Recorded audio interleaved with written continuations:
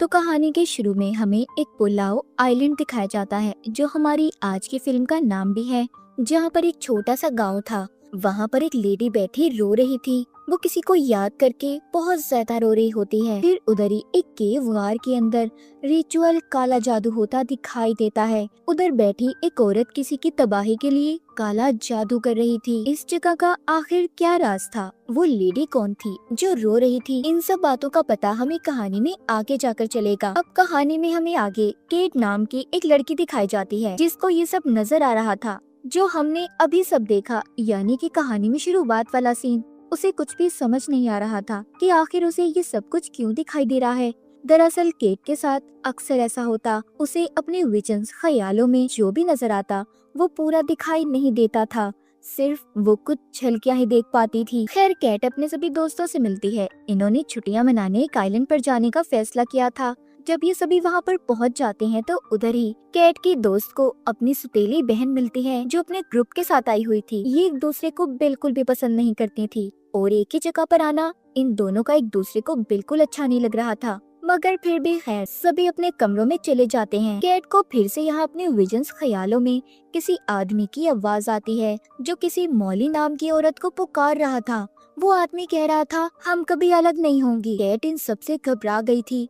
तभी उसके कमरे में उसकी दो दोस्तें आ जाती हैं। उधर बाहर केट का दोस्त, जिसका नाम काई था, जो स्विमिंग पूल के पास बैठा अपने दोस्त से बातें कर रहा था। वो उसे बताता है कि वो केट को बहुत पसंद करता है और बहुत जल्दी उसे भी वो सब बता देगा। वो उसके लिए एक ब्रेसलेट भी लेकर आया था। जब रात होती है, सब बैठे खाना खा रहे थे, तो यहाँ पर केट का दोस्त जब सिगरेट पी रहा था तो उसके पास एक औरत खड़ी थी, जो उसे सिगरेट पीता देखकर बिल्कुल भी अच्छा महसूस नहीं कर रही थी। यहाँ पर हैरानी की बात ये थी कि केट का दोस्त उस औरत को देख नहीं पा रहा था, मतलब कि वो एक आत्मा थी और उसी लड़के की मॉम, जिसको अब सिर्फ केट देख पा रही थी, जो कि काफी अजीब बात थी। अब अगली सुबह केट के सभी दोस्त और उसकी दोस्त की सुतेली बहन का ग्रुप, सब लोग मिलकर एक दूसरे आइलैंड पर जाने के लिए निकल जाते हैं। तभी वो सब जाते हुए अपने पास ही वही पुलाव आइलैंड देखते हैं, जिसको कहानी के शुरू में देखा, जो उनका ध्यान अपनी तरफ कर रहा था। यहाँ पर वो सभी बोट चलाने वाले आदमी से उस आइलैंड पर जाने का कहते हैं, लेकिन वो उन्हें अंदर ले जाने से मना कर देता है, ये कहकर कि वो जगह बहुत खतरनाक है और वैसे भी वहाँ पर जाना मना है, इसलिए मैं आप लोगों को उस आइलैंड पर नहीं ले जा सकता। तभी काई उसे यहाँ पर ज्यादा पैसे देने की लालच भी देता है, मगर वो बोट चलाने वाला आदमी फिर भी नहीं मानता। वो तो उस आइलैंड का नाम सुनकर डर सा गया था। खैर, ये सभी समंदर के बीच ही रुककर पानी में तैरने लगते हैं। सभी लोग काफी मस्ती कर रहे थे। तैरते हुए केट सबसे अलग हो जाती है। उसे पानी में बहुत से ढांचे दिखाई देते हैं, जिन्हें देखकर वो बहुत ज्यादा डर गई थी। उसे अब वहाँ पर वही गार वाला रिचुअल, जादू, मरते हुए लोग, सब कुछ दिखाई दे रहा था, जिनको देखकर वो डर कर बेहोश हो जाती है। जब काई पानी से बाहर आता है तो सब उसे बताते हैं कि केट अभी तक पानी से बाहर नहीं आई। अब वो दोबारा से समंदर में केट को ढूंढने चाहता है। कश्ती चलाने वाला आदमी भी अपने एक आदमी को लेकर केट को ढूंढने चला गया था, जो कि बहुत ज्यादा परेशान लग रहा था। उसकी परेशानी देखकर ये अंदाजा तो लगा सकते थे कि कुछ तो गलत है। कुछ देर के बाद काई केट को पानी से बचाकर बाहर ले आया था। उसकी हालत बहुत खराब थी और बहुत ज्यादा डरी हुई नजर आती है। यहीं पर बोट चलाने वाला आदमी उन्हें बताता है कि ये जो आइलैंड है ना, उसकी अपनी ही एक कहानी है, इसीलिए मैं आपको उस जगह पर लेकर नहीं गया। वो बताता है कि एक औरत ने उस आइलैंड पर कर्ज दिया, बद्दुआ दी, जिसने आइलैंड पर रहने वाले सभी लोगों की जान ले ली और जो भी लोग मारे गए उनकी लाशें आज तक किसी को नहीं मिली। और अभी भी कुछ लोगों का कहना है कि उस आइलैंड पर कर्ज अभी भी फैला हुआ है, इसलिए सबको उस आइलैंड से दूर रहने का कहा जाता है।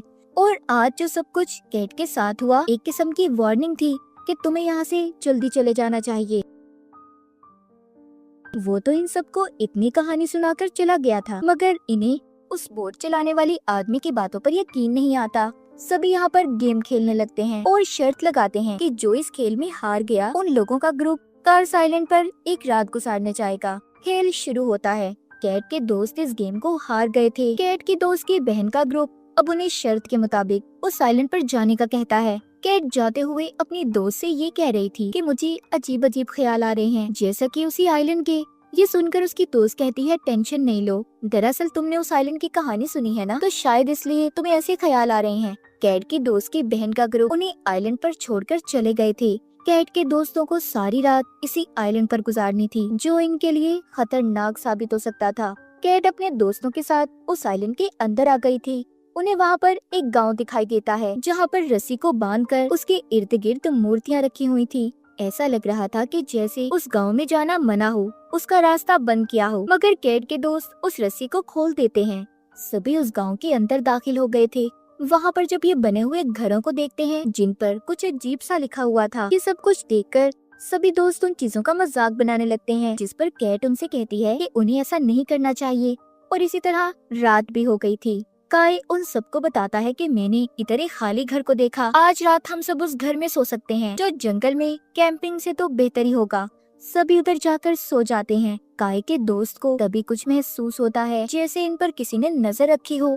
कैट भी जब आधी रात को उठती है तो उसे किसी औरत की रोने की आवाजें आ रही थी। जब भी उस आवाज का पीछा करती है तो उसे अपने विजन्स ख्यालों में एक औरत नजर आती है, जो किसी आदमी को पकड़कर बहुत ज्यादा रो रही थी। वो आदमी मर चुका था। गांव के सभी लोग उधर जमा थे। वहाँ का लीडर सबसे ये कहता है कि आज यहाँ पर क्या हुआ, इसके बाद कोई इस बारे में बात नहीं करेगा। फिर उसी औरत को गार में दिखाया जाता है, जो एक भयानक रूप में थी और काला जादू कर रही होती है। मतलब उस औरत के साथ गाँव वालों ने कुछ तो गलत किया था। और ये सब शुरुआत वाला सीन था। अब खैर सुबह हो जाती है। कैट उसी घर में थी जहाँ पर सब सोए थे। अब वो बहुत ज्यादा डरी हुई नजर आती है।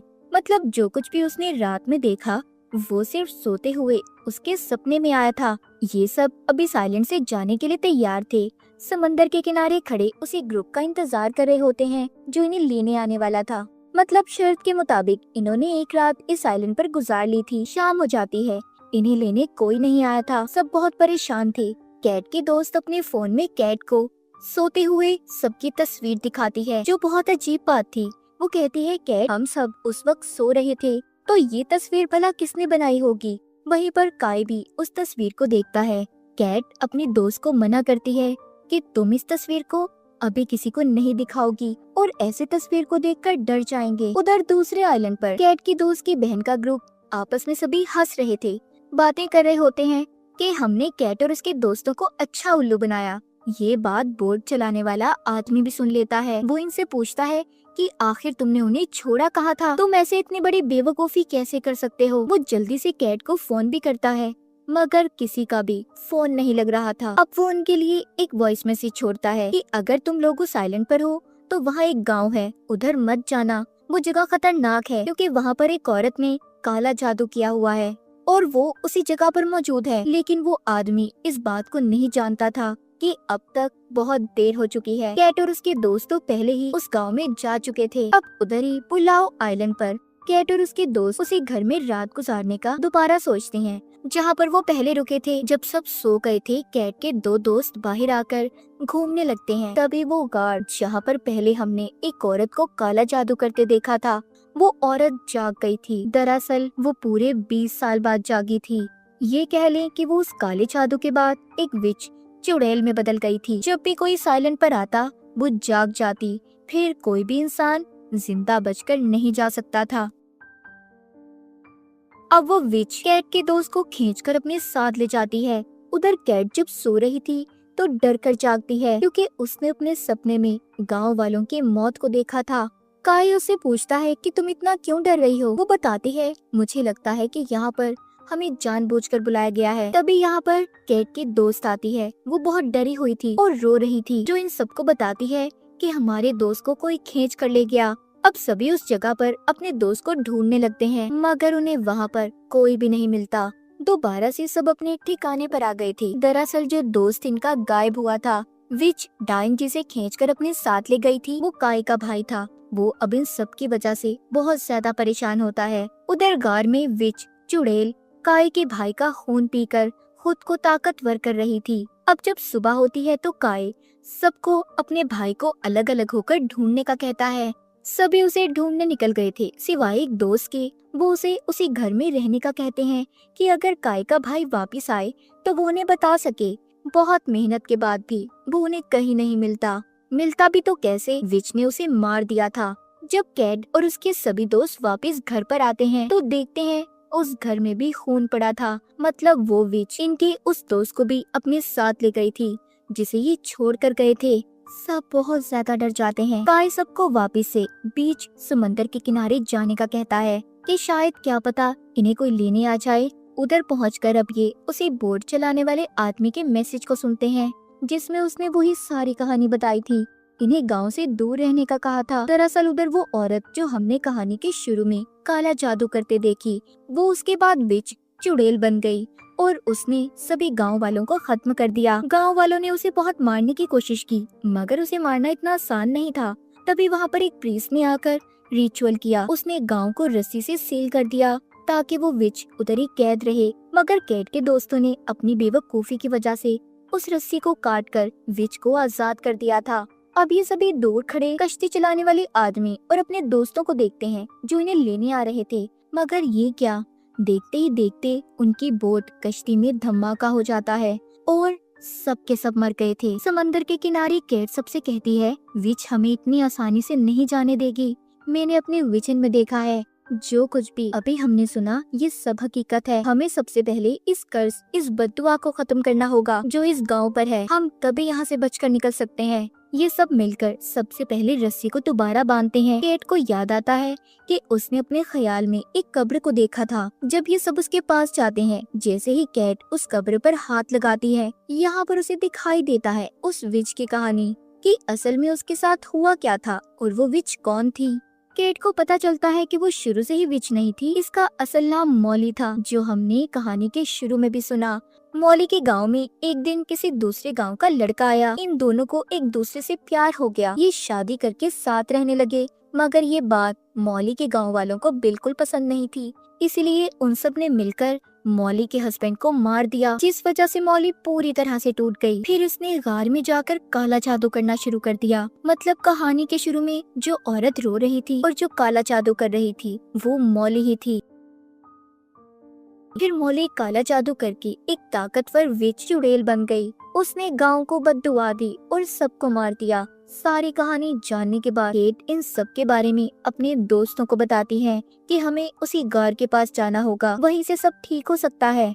ये सब अब उसी केव गार की तरफ निकल पड़ते हैं। जब सब जा रहे थे तो रास्ते में मॉली इन पर नजर रख रही थी। एक नहर को पार करते हुए वो मॉली विच इन पर हमला कर देती है, जिसमें वो इनकी एक और दोस्त को ले गई थी। कैट बहुत दुखी हो जाती है। बचे थे तो सिर्फ 4 लोग। रात को ये जगह पर रुककर आराम करते हैं। कैट अपने दोस्त से बैठी जब बातें कर रही थी, तभी उन्हें किसी की आवाज आती है। दरअसल यहाँ पर मॉली विच इन्हें गुमराह करने की कोशिश कर रही थी। वो कैट के दोस्त की मॉम के रूप में इनके सामने आती है। तभी इनकी एक और दोस्त को अपने साथ ले गई थी। अब बचे थे तो 3 लोग, कैट, काई और उनका एक दोस्त। इनको अब वो गार भी मिल जाता है जहाँ पर मॉली विच अपना काला जादू करती और रहा करती थी। जब ये उस गार के अंदर जाते हैं तो देखते हैं विच इनकी दोस्त को मार रही थी और फिर इन पर हमला कर देती है। काई उसका मुकाबला करता है। तभी यहाँ पर कैट को एक गुड़िया मिली थी। जब ये उसे हाथ में पकड़ती है तो यहाँ पर उसे अब सारी कहानी समझ आती है। हुआ कुछ यूँ था, मॉली उस वक्त माँ बनने वाली थी जब गाँव वालों ने इसके हस्बैंड को मारा, फिर मॉली को भी मारा, जिससे उसका बच्चा पैदा होने से पहले ही मर गया। तो जो कर्ज गांव वालों पर था वो मॉली ने अपने बच्चे की वजह से दिया था। अगर मॉली का बच्चा जिंदा होता तो वो कभी भी इस तरह विच चुड़ैल न बनती। सब जानने के बाद केट उस गुड़िया को लेकर जब गार से बाहर भागती है तो उसके पीछे विच भी गार से बाहर निकल जाती है, जिसको काई और उसका दोस्त रोकने की कोशिश करते हैं मगर नहीं रोक पाते। मॉली विच ने उन्हें भी मार दिया था। अब खुद कैट के पीछे जाती है। कैट उस जगह पर पहुंच गई थी जहां पर मॉली का घर था। यहाँ पर कैट को उनके सभी बिताए हुए पल नजर आते हैं। तभी उधर मॉली भी आ गई थी जो कैट को मारने की कोशिश करती है, पर कैट मॉली को वही लफ्ज बोलती है जो अक्सर उसका हस्बैंड बोला करता था। कैट कहती है, तुमने अपने अंदर दर्द को छुपाया हुआ है मॉली, उसे बाहर निकालो। जब मॉली यहाँ पर अपने दर्द को महसूस करके रोने लगती है और पुरानी यादों को सोचने लगती है तो वो बिल्कुल ठीक हो गई थी।